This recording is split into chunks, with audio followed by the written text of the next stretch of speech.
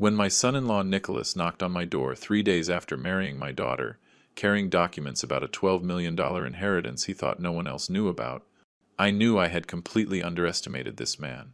Before I continue, subscribe to William's Revenge Stories. Hit the notification bell because we have new stories every day. Leave a like and tell us in the comments what city you're watching from. My name is Andrew Miller. I'm 65 years old, and for the last 5 years I have kept the heaviest secret of my life. A secret that my late wife Victoria entrusted to me in her final days. A secret that could forever change the fate of my only daughter, Sarah. It was November 15th, 2019. Victoria had been fighting cancer for 8 months, and although the doctors had prepared us for the inevitable, nothing had prepared me for the conversation we would have in her room at St. Charles Hospital. The dim lights barely illuminated her gaunt face, but her green eyes still held that determination I had fallen in love with 30 years ago. "Andrew," she said, her voice weak but firm, taking my hand with a strength that surprised me. "I need you to promise me something very important about Sarah." My daughter was just 23 at the time. She had just graduated as an architect and was starting to build her independent life. She was proud, determined, exactly like her mother. Victoria always said that Sarah had inherited the best of both of us, my patience and her fire. "Anything, my love," I replied, pulling my chair closer to her bed. Victoria took a deep breath before continuing. "When I die, Sarah will receive an inheritance of $12 million. It comes from investments I made with my father's inheritance and profits from my shares in the Johnson Textile Company. Everything is registered in a family trust through the law firm White and Associates." I was in shock. I knew Victoria had her own investments, but I never imagined that amount. She was always very private about her personal finances, and I respected that independence. "But Andrew," she continued, squeezing my hand tighter, "I don't want Sarah to receive that money until she turns 30. At 23, she's too young, too impulsive. That money could ruin her character. It could attract the wrong people into her life. I want her to mature, to learn the value of work, to build her own identity before she knows what's waiting for her." Tears were streaming down my face as I processed her words. Victoria was right. Sarah had always been independent and hardworking because she never knew she had a fortune waiting. "Promise me you will keep this secret until 2026, Victoria begged me.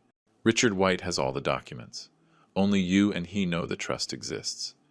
Not even Sarah should suspect it." "I promise you," I said, kissing her forehead. It was one of the last coherent conversations we had before Victoria passed away a week later. For these 5 years I have religiously kept that promise.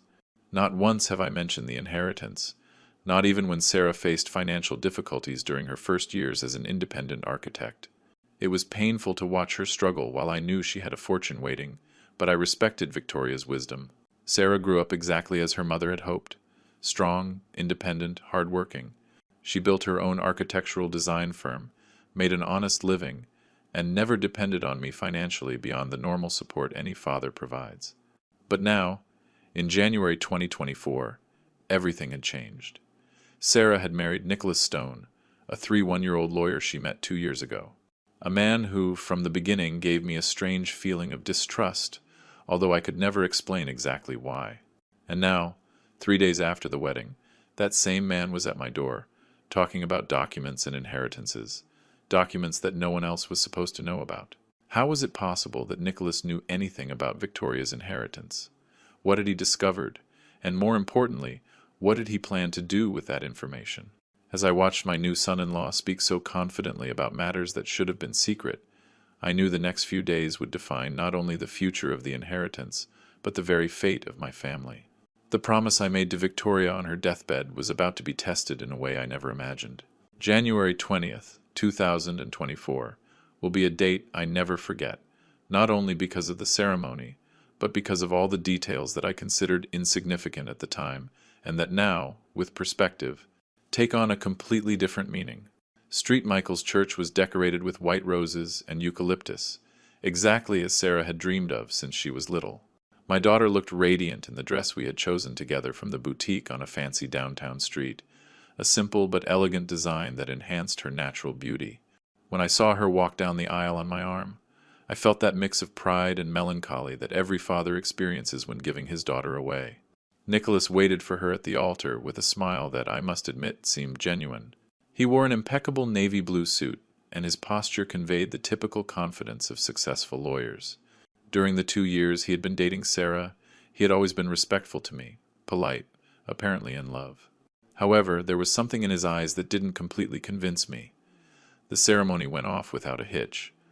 Father Martin, who had baptized Sarah, officiated the service with warmth and solemnity.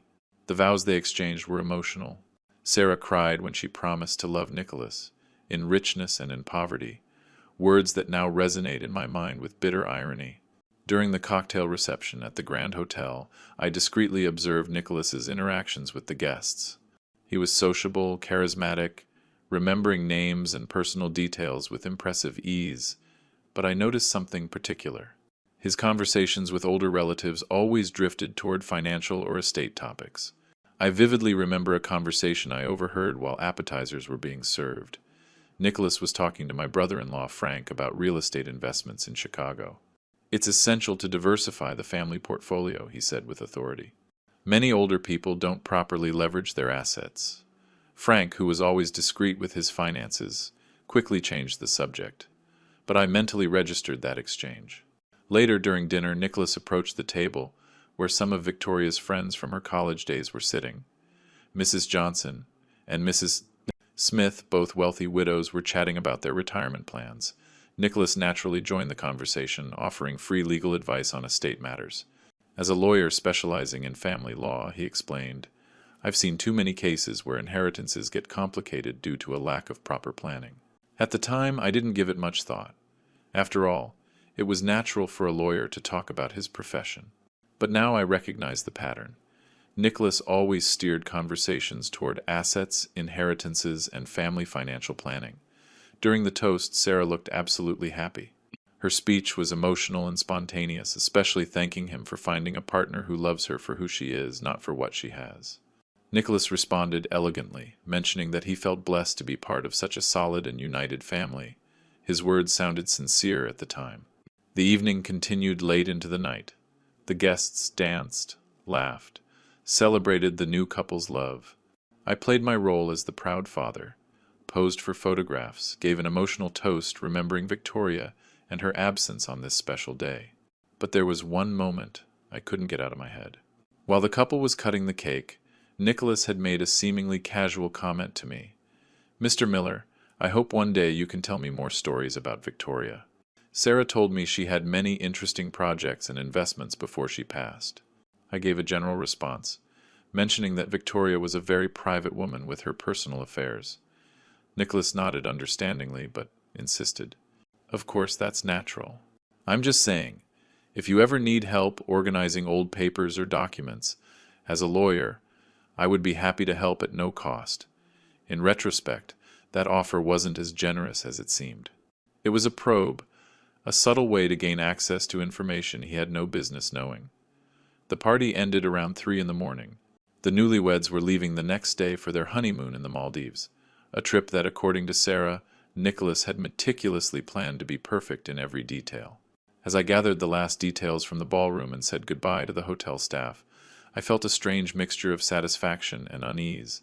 My daughter seemed genuinely happy. She had found someone who appeared to love her deeply.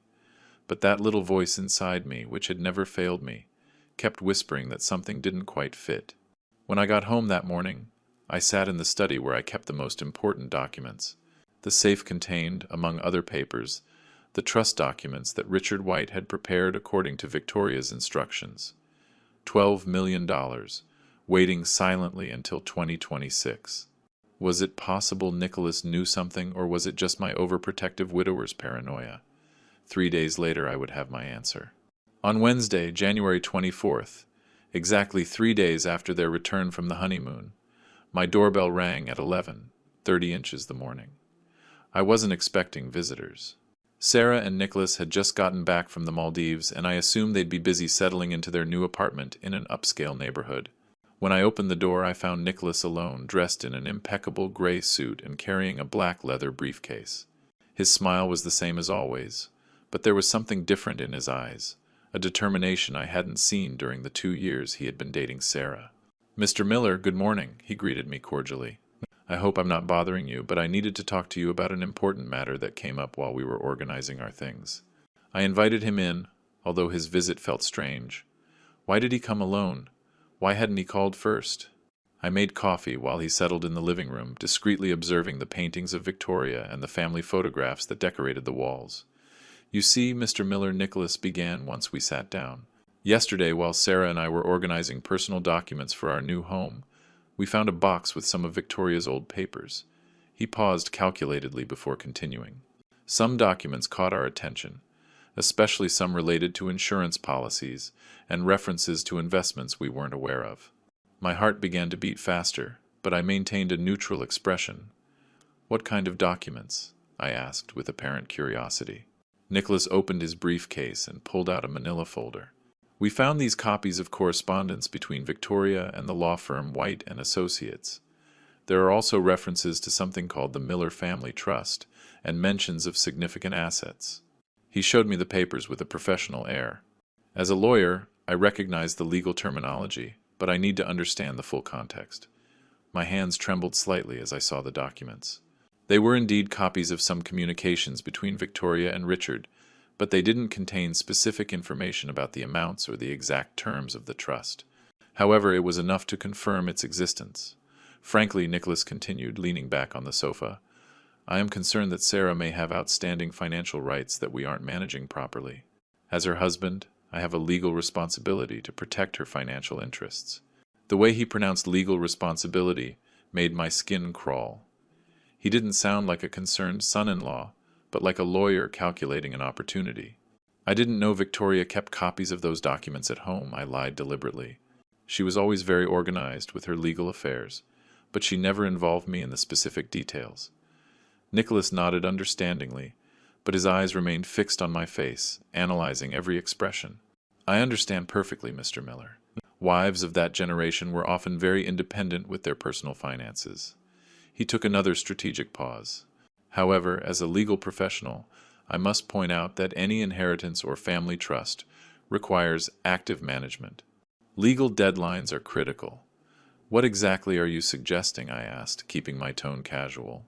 "Simply that we should contact White and Associates to clarify the situation," he replied, with the confidence of someone who had already researched the topic. "If a trust or pending inheritance truly exists, we need to ensure that Sarah receives what is legally hers. As her legal representative and husband, I can facilitate the entire process."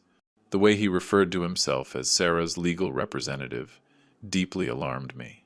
They had just gotten married, and he was already positioning himself as the intermediary for her financial affairs. "Nicholas," I said carefully, "I appreciate your concern for Sarah, but I believe these are matters she should handle directly if she decides to look into them." His smile tensed slightly. "Of course, Mr. Miller, but you must understand that in complex legal matters it's essential to have adequate professional advice. I've briefly reviewed these documents, and they suggest sophisticated financial structures that require specialized experience." "Have you discussed this with Sarah?" I asked directly. "Not yet in detail," he admitted. "I preferred to speak with you first to better understand the historical context. Sarah is very emotional when it comes to memories of her mother, and I didn't want to upset her unnecessarily." That answer confirmed that Nicholas was handling the situation calculatingly, keeping Sarah in the dark while he explored the financial possibilities. "I think the best thing would be for us to consult directly with Richard White," it continued. He knew Victoria's affairs well and could clear up any doubts. His tone was insistent but controlled. "We could schedule a meeting for next week. I could accompany you as the family's legal advisor." The audacity of proclaiming himself the family's legal advisor left me momentarily speechless. He had been married to Sarah for 3 days and was already claiming authority over matters that were not his concern. "I'll think about it," I replied, standing up to indicate the meeting was over. "It's a delicate topic that requires careful consideration." Nicholas gathered his documents with precise movements. "I understand perfectly, Mr. Miller. I just want to ensure that Sarah receives everything her mother wanted to leave her." He paused at the door. "One last thing. It would be best not to mention this conversation to Sarah just yet. As I mentioned, I prefer to handle these topics with emotional care." After he left, I stood motionless for several minutes, processing what had happened. Nicholas had not only discovered the existence of the trust, but he was already developing a strategy to access it. His request to keep our conversation secret confirmed he had plans he preferred to execute without Sarah's full knowledge. That afternoon, I discreetly called Richard White. It was time to understand exactly what my son-in-law had discovered, and more importantly, what he planned to do with that information. The secret I had guarded for 5 years was no longer safe. That same afternoon, after Nicholas left, I dialed Richard White's number with trembling hands. Richard had been Victoria's trusted lawyer for over 15 years, and the only accomplice to the secret I had guarded jealousy since 2019. "Andrew, what a surprise to hear from you," he answered in his usual warm voice. "How is Sarah after the wedding?" "Richard, I need to see you urgently," I said without preamble. A complication has arisen with Victoria's trust. The silence on the other end of the line was telling. Richard knew the seriousness of any matter related to the secret inheritance. "Come to my office in an hour," he replied in a professional tone. "We'll use the back entrance of the building." The White & Associates law firm occupied 2 floors of an elegant building on a major avenue downtown. Richard was waiting for me in his private office, a space lined with law books where we had first discussed the terms of the trust 5 years ago. "Tell me what happened," he asked, pouring 2 glasses of brandy. I recounted Nicholas's visit in detail, showing him the document copies my son-in-law had displayed. Richard examined the papers with an increasingly grave expression. "Andrew, this is more serious than I thought," he muttered, adjusting his glasses. "These documents shouldn't exist. Victoria and I were extremely careful not to leave any accessible traces." "Then how could he get them?" Richard got up and walked to his window, watching the evening traffic. "I've been discreetly investigating your son-in-law ever since you mentioned his profession to me a few months ago. Nicholas Stone is not just any lawyer." He pulled a folder from his desk and opened it in front of me. "He works for Lawson, Johnson and Partners, one of the most aggressive firms in Chicago for probate and estate issues. They specialize in complex, disputed inheritance cases." My stomach tightened. "Are you implying that?" "Andrew, your son-in-law has been investigating your family since long before he married Sarah. I found evidence that his firm ran public record searches on properties associated with the Miller family name during 2022. The implications of that revelation hit me like a hammer." "You mean his courtship of Sarah was?" "Calculated from the beginning," Richard confirmed grimly. "The documents he showed you today were likely obtained through contacts at the city registry or through information requests that are technically legal but ethically questionable." Richard returned to his desk and pulled out another set of papers. "After your call, I checked all access logs for the trust file. 3 weeks ago, someone requested information on fiduciary entities associated with Victoria Miller, deceased. The request was made through an intermediary firm, but I managed to trace the original source. Lawson, Johnson and Partners," I whispered bitterly. "Exactly. Nicholas used his firm's resources to systematically investigate your family. It's likely he knew about the trust's existence even before he proposed to Sarah." The room seemed to spin around me. My daughter had been the victim of an elaborate manipulation, and I had been an unwitting accomplice by allowing that man to get close to our family. "Richard, how vulnerable is the trust now?" "Legally, it is completely protected," he reassured me. "Victoria structured everything meticulously. Nicholas cannot access the funds until Sarah turns 30, and even then he would need her to voluntarily start the claim process. But an experienced lawyer like him knows multiple strategies to apply pressure. He can emotionally manipulate Sarah, create artificial financial situations that force her to seek resources, or even initiate legal proceedings to accelerate the release of funds, citing urgent family needs." Richard opened his laptop and showed me a series of digitized documents. "Furthermore, I've discovered something more disturbing. Nicholas has been networking with other beneficiaries of similar trusts in the city. His pattern of operation is consistent. He marries potential heiresses and uses his privileged legal position to access family estates. Are you telling me Sarah isn't his first victim?" "I can't confirm it legally, but the behavioral patterns are alarmingly similar. In 2021, he was briefly engaged to Carla Johnson, the heiress to a textile fortune.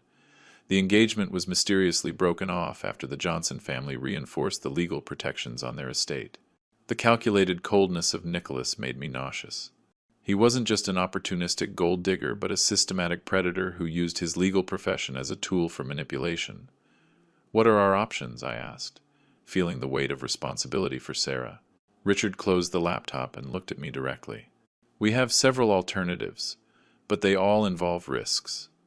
We can confront Nicholas directly with our knowledge of his activities, but that might push him to accelerate his plans. We can inform Sarah immediately, although there's a chance she won't believe us, or that Nicholas will manage to manipulate her perception of the facts. And the third option? The most delicate, but potentially the most effective. We meticulously document all his actions while preparing a defensive legal strategy. We need irrefutable evidence of his intentions before we act." I left Richard's office that afternoon with the certainty that my family was being attacked by an enemy far more dangerous than I had imagined. Nicholas wasn't just an ambitious son-in-law. He was a professional manipulator who had turned marriage into a tool for legal extortion. That night, as I looked at the photographs of Victoria in my study, I felt I had failed in my promise to protect our daughter, but I also felt a steely determination rise within me. I would not let that man destroy everything Victoria had built for Sarah. The battle to protect my daughter's future was just beginning. In the days following my meeting with Richard, I couldn't stop analyzing every interaction I'd had with Nicholas since Sarah first introduced him to me. It was as if I had been watching a movie blindfolded, and now I could finally see the full picture with painful clarity. The first time I heard Nicholas's name was in April 2022. Sarah came home glowing after an architecture event at the Palace Hotel, talking about a charming lawyer who had approached her during the reception to congratulate her on her presentation on sustainable urban design. "Dad, it's amazing how much he knows about real estate development," she had told me that evening as we shared dinner. "He asked me very intelligent questions about the economic viability of my green projects." In retrospect, those intelligent questions had been the first professional probe. Nicholas wasn't interested in Sarah's work. He was evaluating her economic potential and the family background that might support her architectural ambitions. I vividly remembered his second visit to our home, just a week after that first meeting. He had come to pick up Sarah for dinner but arrived deliberately early to get to know the father of the woman who fascinates me, according to his own words. During those 20 minutes of casual conversation, Nicholas had shown an unusual curiosity about specific details of our family life. He asked about Victoria's profession, how long we had lived in the house, and even commented admiringly on some antique furniture that seemed to be pieces of great historical value. "Your wife had excellent taste," he had said, discreetly examining the mahogany desk that Victoria had inherited from her father. "This colonial furniture is highly valued on the antiques market." At the time, I interpreted his interest as courtesy toward Victoria's memory. Now I understood he was conducting a covert appraisal of our assets. I also remembered a particularly revealing conversation we'd had in June 2022 during a family meal at my house. Nicholas had casually mentioned that established families in the city often had diversified investments that were sometimes lost over time due to a lack of proper management. "Mr. Miller," he had told me while cutting the lamb we had prepared. "As a lawyer, I've seen many cases of family estates that lie dormant because the heirs don't know all their legal rights. It's a real tragedy."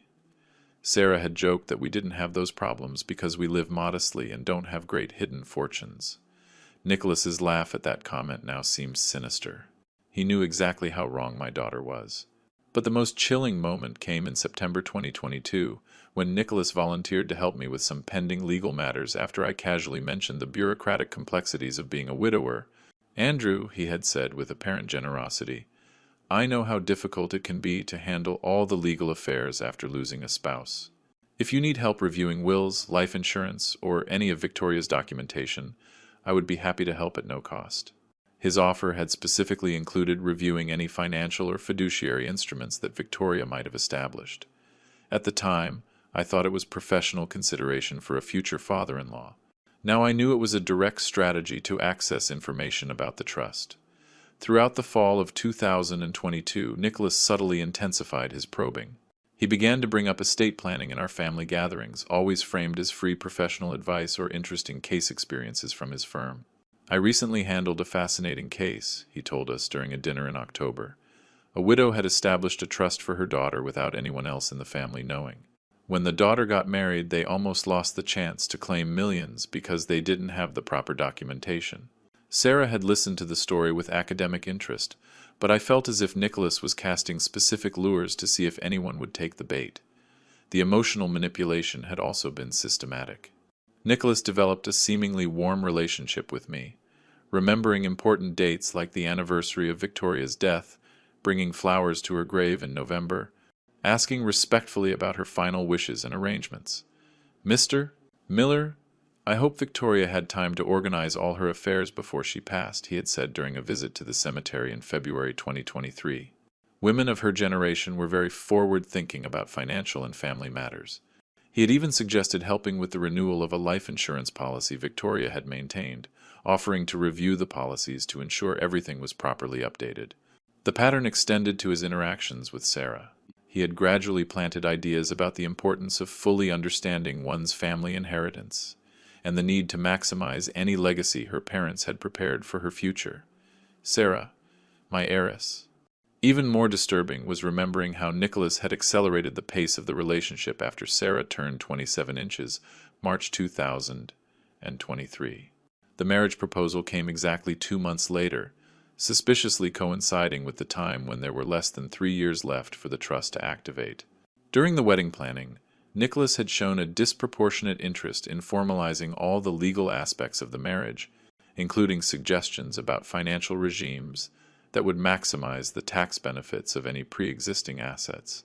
All these puzzle pieces now fit together perfectly, revealing a campaign of seduction and manipulation that had lasted almost 2 years. Nicholas hadn't fallen in love with Sarah.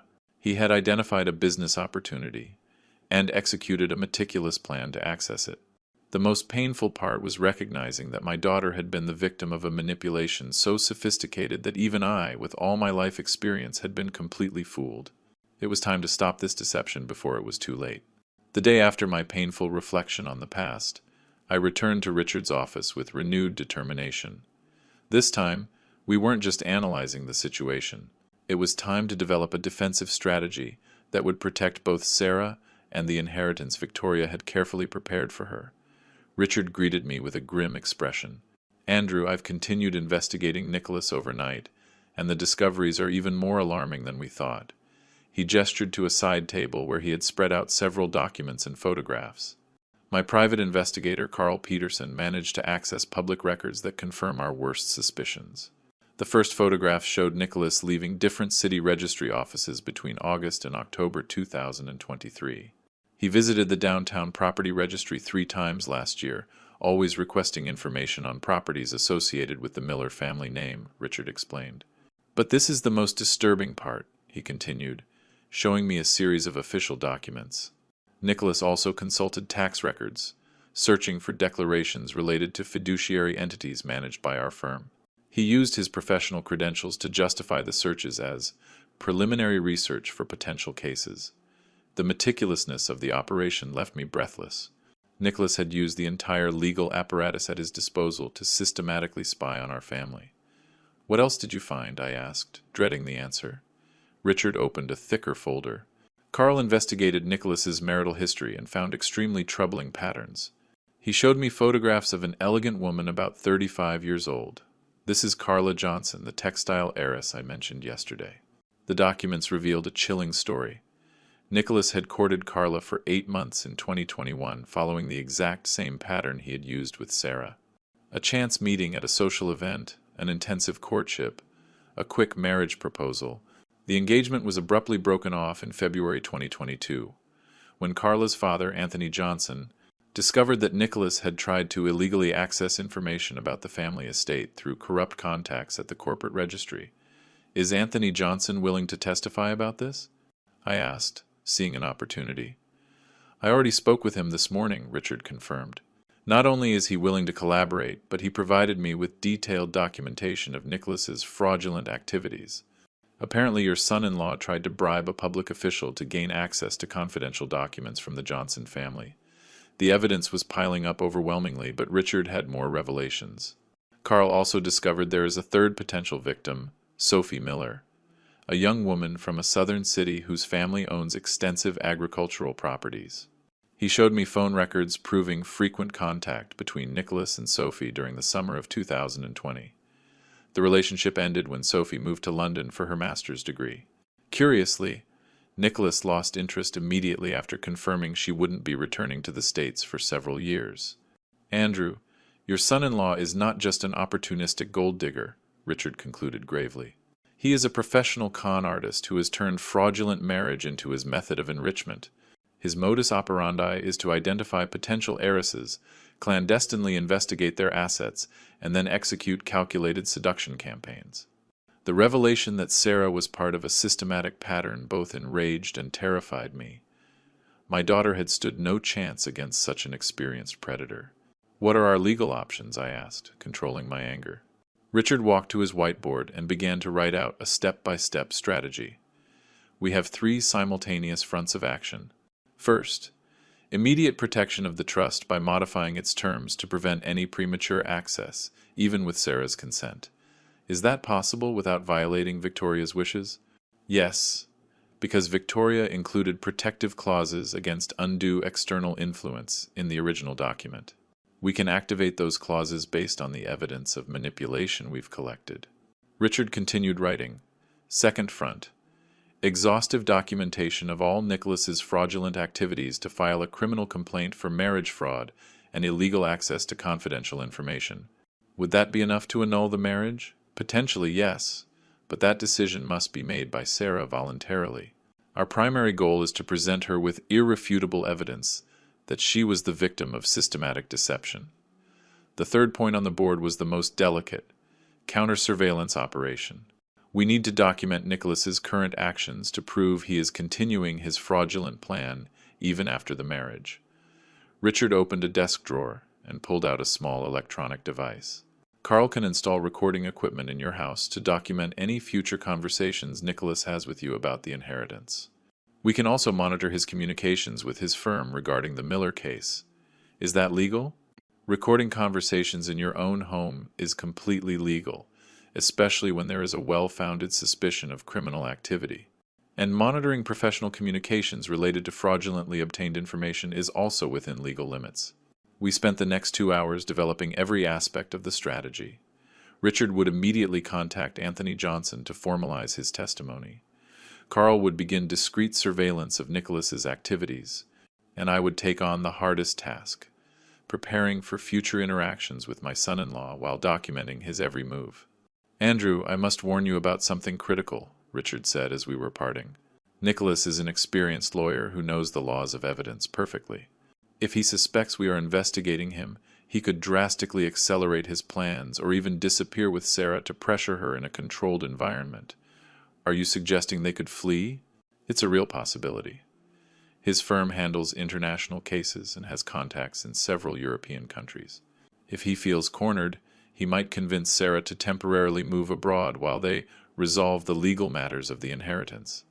That possibility chilled my blood. We didn't just have to protect Sarah's inheritance, but potentially rescue her from a situation of isolation and psychological manipulation. I left Richard's office that afternoon with a folder full of evidence and a detailed plan of action, but also with the certainty that the next few days would be crucial in determining if we could save Sarah before it was too late. The war to protect my daughter had officially begun. In the days following our defensive strategy session, Nicholas intensified his movements in a way that confirmed all our suspicions. It was as if he had activated the final phase of a carefully orchestrated plan. The first sign came Friday morning when Sarah called me, her voice slightly worried. "Dad, Nicholas insists we should have a family meeting to better organize our joint finances. He says it's important to establish a solid foundation for our future. What kind of meeting specifically?" I asked, keeping my tone casual. "He wants the 3 of us to sit down and review all family assets, including anything Mom might have left pending. He says as a lawyer he's seen too many families lose opportunities by not having complete clarity on their assets." The language was identical to what he had used with me days before. Nicholas was applying pressure from multiple fronts simultaneously. "Sarah, do you feel we need that meeting?" I asked carefully. "Honestly, no," she admitted after a pause. "I think our finances are pretty clear, but Nicholas insists it's his marital responsibility to ensure we are maximizing all our resources." That afternoon, Nicholas showed up at my house unannounced, this time with a larger briefcase and a folder full of legal documents. "Mr. Miller, I hope you don't mind me coming straight to the point," he began, settling into my living room as if it were his own office. "I have been investigating Victoria's affairs more deeply, and I believe we have identified some significant opportunities that require immediate action." I discreetly activated the recorder Carl had installed on my coffee table, hidden inside a decorative book. "What kind of opportunities?" I asked, feigning genuine interest. Nicholas opened his folder with theatrical movements. "I have consulted with tax specialists at my firm, and we have determined that certain financial instruments established before 2020 may be subject to significant tax changes if not updated before the next fiscal period." It was an elaborate lie, but it sounded technical enough to intimidate someone without specific legal knowledge. Specifically, he continued, any trust established by Victoria could be losing significant tax efficiency. We are talking potentially about hundreds of thousands of dollars in unnecessary taxes. Nicholas, I appreciate the concern, but I'm not sure those instruments you mention exist. I lied deliberately. His smile tensed almost imperceptibly. "Mr. Miller, with all due respect, the documents we found last week clearly confirm the existence of complex financial structures. As a legal professional, I have an obligation to point out that ignoring these situations can result in serious legal and tax consequences." The tone had subtly shifted from suggestion to veiled threat. "Furthermore," he continued, pulling more papers from his briefcase, "I have prepared a legal authorization that would allow us to act on Sarah's behalf to manage any urgent estate matters. It's a standard document that many married couples use to streamline bureaucratic processes." I examined the document he presented. It was a broad power of attorney that would grant Nicholas complete legal authority over any of Sarah's present or future assets, including inheritances, legacies, trusts, and any other financial instrument. "This seems very extensive for simple procedures," I observed. "The law requires broad powers to avoid administrative complications," he explained with false authority. "If Sarah signs this, I can efficiently handle any situation that arises without needing to involve her in stressful legal technicalities." It was a document that would essentially make Nicholas the absolute administrator of Sarah's inheritance, even before she knew it existed. "I would need to consult my own lawyer about this," I said, handing the papers back. Nicholas's mask of cordiality cracked momentarily. "Mr. Miller, frankly, I am surprised by your resistance to optimizing your own daughter's financial situation. As her husband, I have legal rights and responsibilities that I must exercise." "Rights to what, exactly?" I asked directly. "To any family assets that affect Sarah's economic well-being," he replied, with growing aggression. "The law is very clear about marital rights in cases of inheritances and pre-existing assets." He was improvising false legal interpretations, relying on my supposed legal ignorance. "Nicholas, I think this conversation should include Sarah," I suggested, standing up. "Actually, I've been protecting her from these complex issues because I don't want to stress her out unnecessarily," he replied quickly. "Sarah trusts my professional judgment to handle these technical matters." "Does she know you're here discussing her finances without her presence?" The question visibly threw him off. "Sarah understands that as the family lawyer, I sometimes need to handle preliminary aspects before involving her in final decisions." It was a clear admission that he was operating behind my daughter's back. "Mr. Miller," he continued, changing tactics, "allow me to be completely frank. I have invested considerable time and professional resources investigating this family's financial situation. My firm has assigned specialized staff to this case based on my guarantees of its successful resolution." Without realizing it, he had just admitted that his marriage to Sarah was essentially a business project for his firm. "If you don't cooperate with this process," he continued in a threatening tone, "we might be forced to initiate more formal legal proceedings to protect Sarah's rights. That would be costly and unpleasant for everyone. Are you threatening me? I am informing you of legal realities," he replied, controlling his tone. "Lawyers specializing in family estates have considerable resources when it comes to protecting their clients." He stood up to leave, but before reaching the door, he turned back with a final warning. "Mr. Miller, I sincerely hope you reconsider your position. It would be a shame for this matter to get unnecessarily complicated when we could resolve it amicably." After he left, I reviewed the recording to make sure it had captured every word. Nicholas had provided perfect evidence of his true intentions: blackmail, legal threats, and confirmation that his marriage was a business operation. That night, I called Richard to inform him of the latest developments. "Andrew, this is perfect," he said after listening to the recording. "Nicholas is getting desperate and making serious mistakes. It's time to move to the next phase of our plan. What's next? Tomorrow we are going to confront Sarah with all the evidence. We can't wait any longer. Nicholas is preparing for aggressive legal moves, and we need her to be informed before it's too late." The decisive battle was approaching. Saturday morning I invited Sarah to breakfast at my house, telling her I needed to talk to her about important matters related to her mother. I didn't mention Nicholas, but I specifically asked her to come alone because it was a private conversation between father and daughter. Sarah arrived promptly at 10, wearing a blue sweater Victoria had given her years ago. The irony did not escape me. I was about to reveal her mother's last gift, but also destroy the image she had of her marriage. "Dad, you have me intrigued," she said as I poured coffee in the kitchen. "You sounded very serious on the phone. Is everything okay?" I took a deep breath, knowing there was no gentle way to begin this conversation. "Sarah, I need to tell you something your mother asked me to keep secret until you turned 30. But circumstances have changed, and I can't wait any longer." Sarah's expression immediately shifted from curiosity to concern. "What are you talking about?" I took out the folder Richard had prepared with all the trust documents and placed it on the kitchen table. "Your mother established an inheritance for you of $12 million. It's protected in a trust that will activate when you turn 30. Sarah stared at me for several seconds as if I had spoken in a foreign language. "I'm sorry, 12 million what?" "US dollars," I confirmed, opening the first page of legal documents. "Victoria inherited a considerable fortune from your grandfather and multiplied it through smart investments over the years. It's all documented here." Sarah took the papers with trembling hands, examining the figures and dates with an expression of absolute shock. "Dad, this can't be real. Mom never mentioned anything about money like this." "Because she didn't want it to influence your personal development," I explained carefully. "Victoria believed that knowing about that inheritance too young could change your character or attract people with the wrong intentions." The irony of those last words hit Sarah immediately. "People with the wrong intentions. Dad, why are you telling me this now? I'm still 2 years away from 30. It was time for the hardest part." I pulled out the second folder, the one containing all the evidence about Nicholas. "Because your husband has been secretly investigating our family for almost 2 years to access that inheritance." The color completely drained from Sarah's face. "What are you saying?" I showed her the photographs of Nicholas at the public registries, the documents from his searches on family properties, and the information about his previous victims.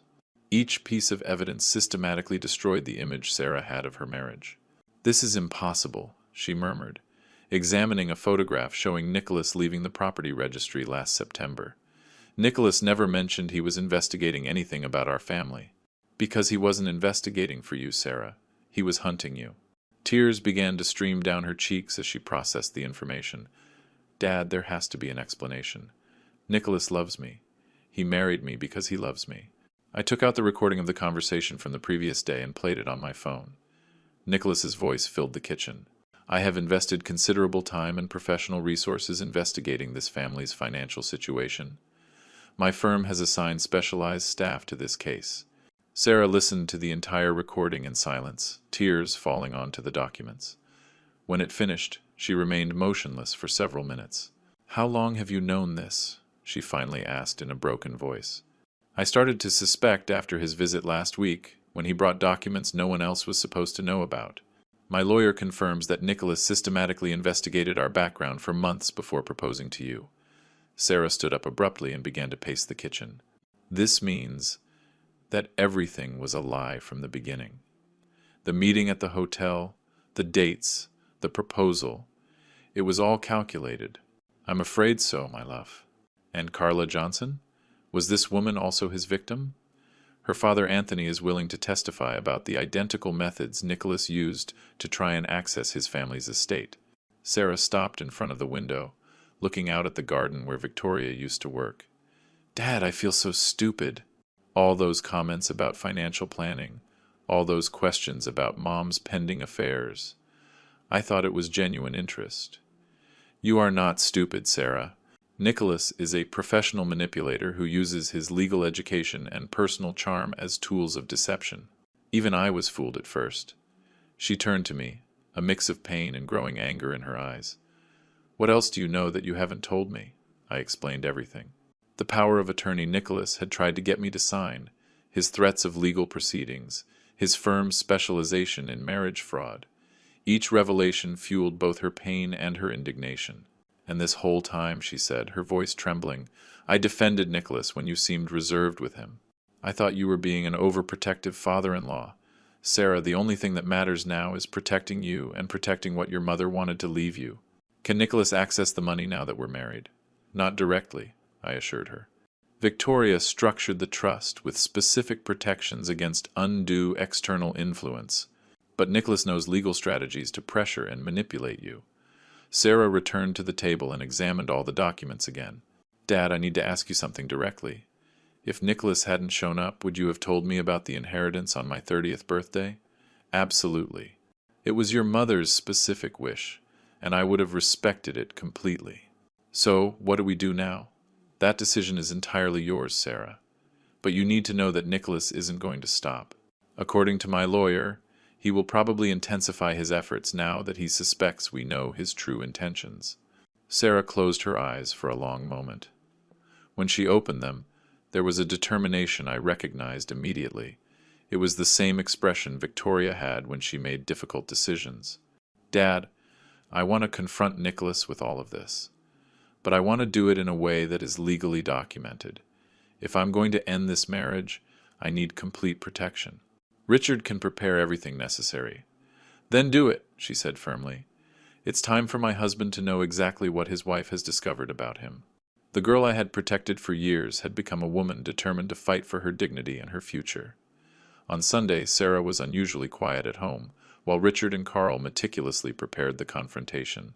My daughter had insisted that the meeting with Nicholas happen in our home, with full recording and legal witnesses present. I want to look him in the eyes when he realizes his plan has failed, she had told me that morning, with a coldness I had never seen in her.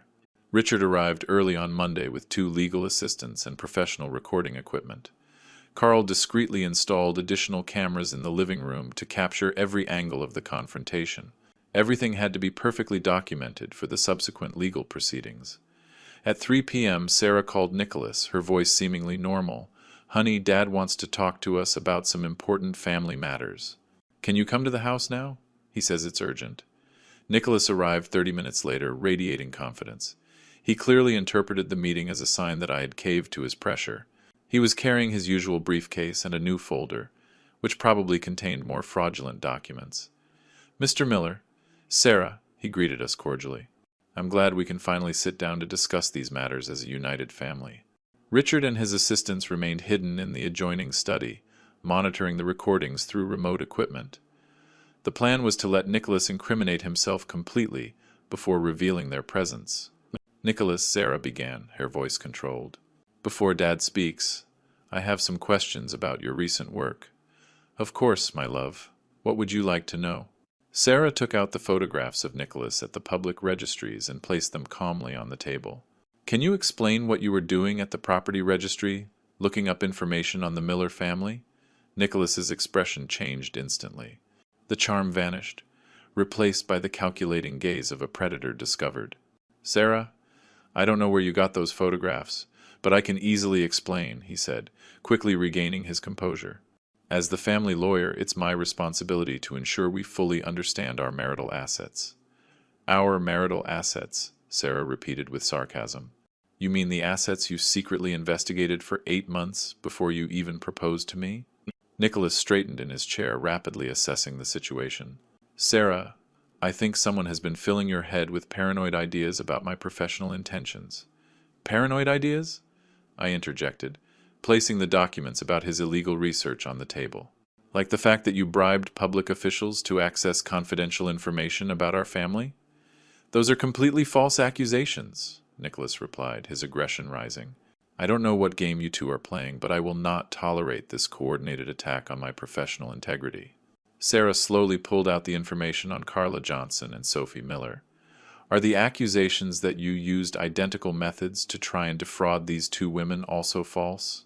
Nicholas's face visibly paled when he saw the photographs of his previous victims. I have no idea what you're talking about. Carla Johnson is willing to testify about how you tried to access her family's estate, Sarah continued relentlessly. Her father meticulously documented your fraudulent activities. Nicholas stood up abruptly, pacing toward the window as if he needed room to think. When he turned back to us, he had adopted a completely different strategy. Okay, he said with fake resignation. I admit I investigated your family background before marrying you, but I did it for love, Sarah. I wanted to make sure we could build a solid future together. For love? Sarah replied with disdain. Or because you discovered references to a $12 million trust? The specific mention of the amount hit Nicholas like a hammer. His eyes filled with panic as he realized we knew exactly what he had been chasing. 12 million? He murmured, as if it was the first time he'd heard the figure. Sarah, I don't know what you're talking about. Are you lying? She yelled, standing up. You spent 2 years manipulating me to get access to my mother's inheritance. It has all been a charade from day one. Nicholas dropped the act completely. His face hardened with a coldness that revealed his true nature. Sarah, listen to me carefully. We are legally married. I have marital rights to any assets you receive during our marriage. Marital rights? I intervened, taking out the recording of his earlier threats. Like when you admitted your firm assigned specialized staff to this business case? I played the recording where Nicholas confessed to investing professional resources in investigating our family. His own voice filled the room. I have invested considerable time and professional resources investigating this family's financial situation. That recording was obtained illegally. He protested weakly. In my own home, I replied. Completely legal. Sarah approached Nicholas, tears of fury in her eyes. Do you know what hurts the most? It's not the money. It's that you made me believe someone loved me for who I am. You stole 2 years of my life with your elaborate lies. Sarah, we can work this out, Nicholas said, changing tactics again. Now that everything is on the table, we can be honest with each other. Yes, I investigated your family, but that doesn't mean my feelings aren't genuine. Genuine feelings? Sarah scoffed. Like the genuine feelings you had for Carla Johnson and Sophie Miller? Nicholas was left without a convincing answer. His elaborate facade had completely collapsed under the weight of the accumulated evidence. At that moment, Richard entered the living room with his assistants. Nicholas Stone, I am Richard White, legal representative for the Miller family. We have fully documented your fraudulent activities, and we are preparing both civil and criminal legal actions. Nicholas looked desperately between Sarah, Richard, and me, searching for any way out. This isn't over, he muttered with a barely concealed threat. I know my legal rights. Your only rights now, Richard replied firmly, are to remain silent and contact your own lawyer. I suggest you do so immediately. Sarah approached Nicholas one last time. I want you out of my house and out of my life. Tomorrow, I am filing for divorce. Nicholas picked up his briefcase with rigid movements. Before leaving, he turned to me with a sinister smile. Mr. Miller, this is going to cost you much more than you can imagine. After the door closed, Sarah collapsed onto the sofa, trembling from the emotional release. It's over, she whispered. It's finally over. But I knew Nicholas wouldn't give up that easily. Nicholas's final threat was not long in coming.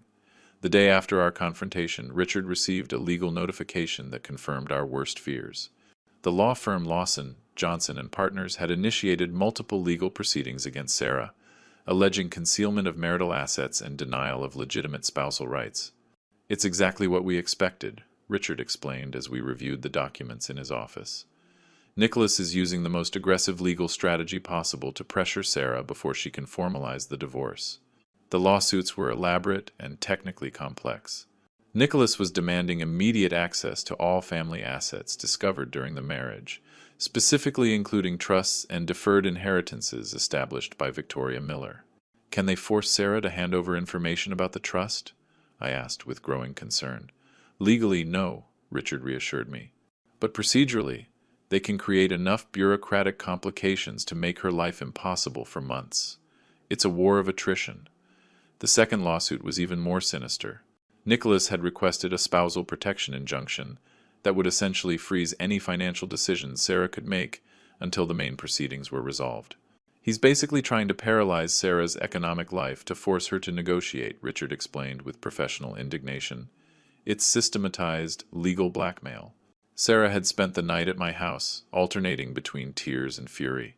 That morning, she arrived at Richard's office with dark circles under her eyes, but with unwavering determination.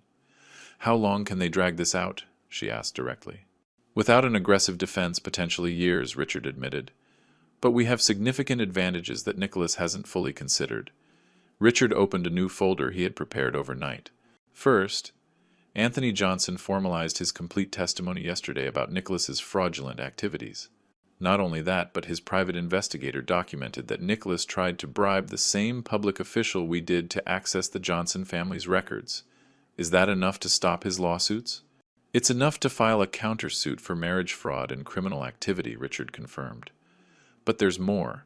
Carl discovered something extraordinary last night. He showed us bank documents revealing suspicious financial transfers. Nicholas has been receiving special bonuses from his firm based on the progress of specific marital cases. Essentially, he's being paid for results in marriage scams." Sarah examined the documents with an expression of absolute disgust. "Are you telling me my marriage was literally a business project with financial incentives?" "Exactly. And that gives us the legal basis to completely annul the marriage for documented fraud, instead of just processing a traditional divorce." The difference was crucial. An annulment for fraud would retroactively invalidate the marriage, eliminating any legal claim Nicholas could have on family matters. A traditional divorce might leave him with certain residual rights. "What's our strategy then?" Sarah asked. Richard went to his whiteboard and began to outline a comprehensive battle plan. A triple front attack. First, an immediate countersuit for marriage fraud with a request for a complete annulment of the marriage. Second front, criminal charges against Nicholas for bribery, illegal access to confidential information, and organized fraud. The district attorney's investigators will have resources to examine all his activities that we can't access. And third front, a civil suit against Lawson, Johnson, and partners for facilitating and profiting from fraudulent activities. If we can prove the firm has a pattern of these types of cases, we could get them to face serious professional sanctions. Sarah absorbed every detail before responding. "Richard, I want to go further. I want to make sure Nicholas can't do this to any other woman. What are you suggesting specifically?" "Full cooperation with the authorities. If there are more victims like Carla and Sophie, I want to help identify them. I want this to become a full investigation into organized, fraudulent marriages." Richard smiled with approval. "That attitude will give us additional support from the DA's office. They are very interested in these types of cases because they affect public trust in the marital system." We spent the rest of the morning preparing comprehensive documentation. Carl had compiled additional evidence, including internal communications from Nicholas's firm discussing asset maximization strategies in select marital cases. "One more thing," Richard added as we were finishing. "We need immediate protection for Sarah. Nicholas showed yesterday that he's capable of threats, and men like him can become unpredictable when their plans fall apart." That afternoon, Carl installed a complete security system at Sarah's house and at mine. He also provided us with phones with integrated GPS and a direct connection to a private security firm. "It's probably excessive caution," Carl told me, "but I'd rather you be completely protected during the coming weeks." The first court hearing was scheduled for the following Friday. Richard predicted that Nicholas would try some desperate move before that date. "Andrew, what worries me most is that Nicholas must be realizing his legal career is in danger," Richard confided in me that afternoon. "A lawyer facing criminal charges and professional sanctions can make very irrational decisions." That night, while Sarah was organizing documents in my study, she received a call from an unknown number. It was Nicholas. "Sarah, we need to talk one last time before this gets completely out of control," he told her, his voice tense, which I heard over the speakerphone. "We have nothing left to discuss," she replied firmly. "You are making a serious mistake," Nicholas continued. "My legal contacts can make this very complicated for you and your father. We can still reach a civilized agreement." "Are you threatening me again? I'm offering you a chance to resolve this without destroying both our families," he retorted. "Think about it carefully, Sarah. Legal proceedings can reveal things you'd rather keep private." It was a desperate bluff, but Sarah was no longer intimidated. "Nicholas, The only thing I want to keep private is that I was once naive enough to believe your lies. Talk to your lawyer. We'll talk to ours." She hung up the phone with a steady hand. My daughter had found her inner strength, but the real battle was just beginning. 6 months after that threatening call from Nicholas, I find myself sitting in the same study where Victoria entrusted me with her most precious secret, but now the atmosphere is completely different. The September sunlight streams through the windows, illuminating Sarah as she carefully reviews the final documents of the trust she will soon manage. The legal battle had ended more decisively than any of us had anticipated.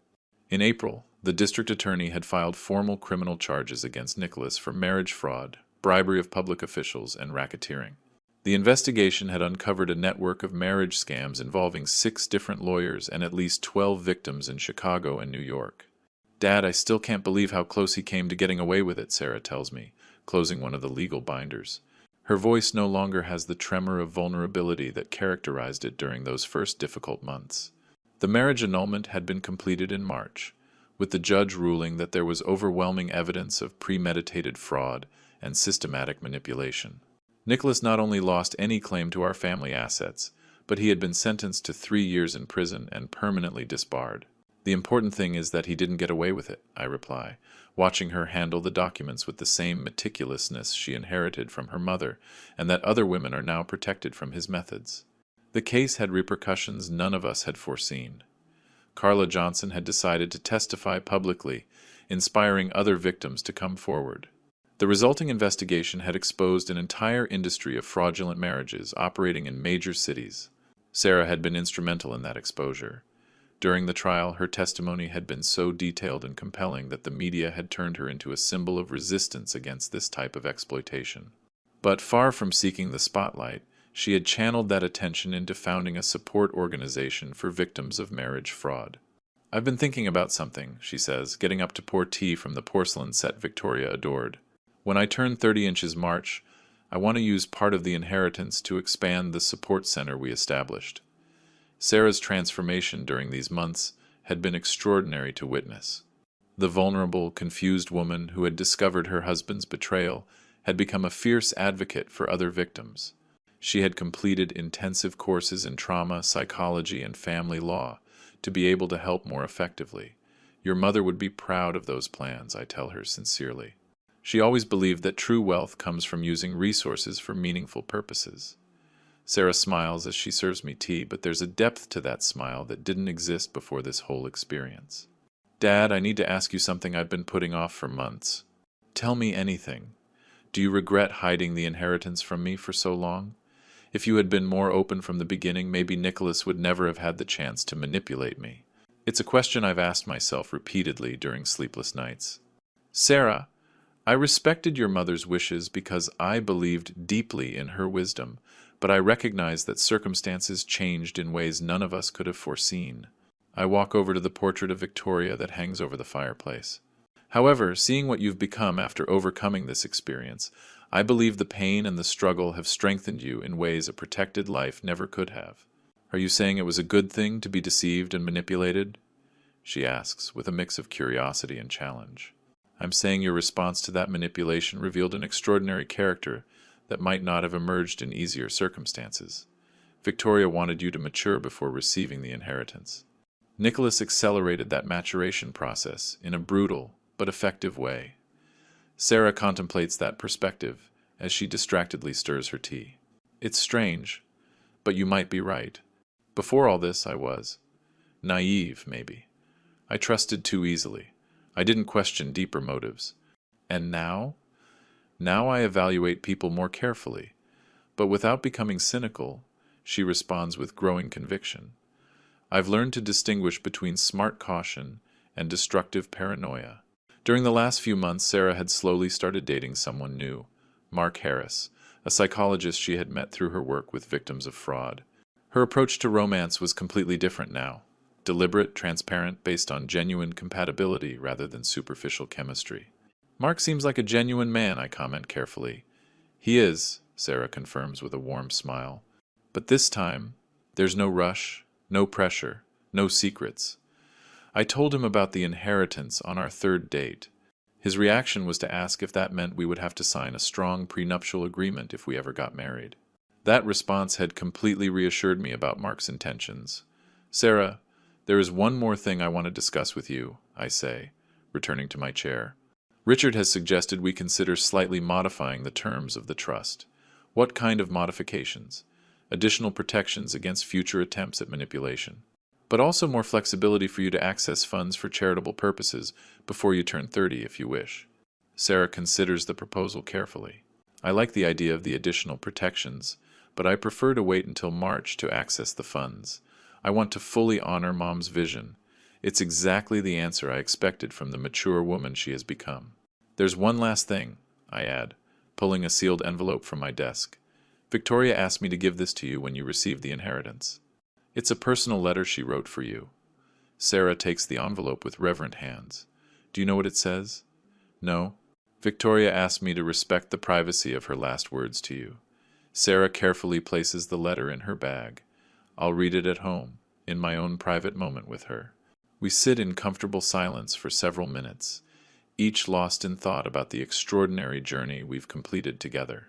"Dad," Sarah finally says, "thank you for protecting me when I didn't know I needed protection, and thank you for trusting in my strength when I didn't know I had it." As I watch her leave that afternoon, carrying the documents that will officially make her one of the wealthiest women in the country in a few months, I feel a deep satisfaction. Victoria was right. Sarah needed to face real challenges to discover her true character, and that character had turned out to be extraordinary. If you liked this story, give the video a like, subscribe to William's Revenge Stories, and share your thoughts in the comments. To listen to the next story, click the box on the left. Thanks for watching.